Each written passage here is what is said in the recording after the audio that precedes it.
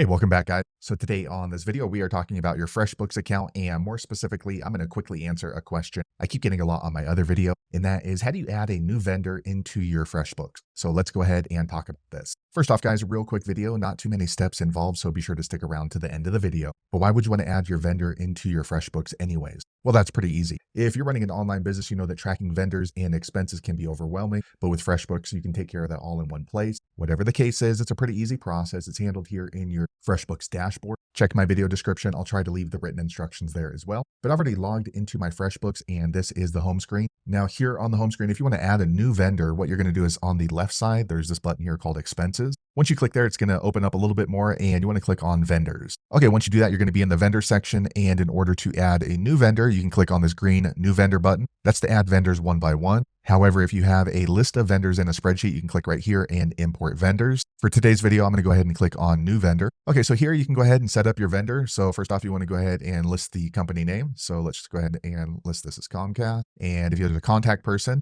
put Anthony contact. Okay, and then you want to go ahead and put in your account number. My account number, right? And you want to fill this out as much as possible. It's just going to make it a lot easier if you need to communicate or send out invoices. So vendor@email.com.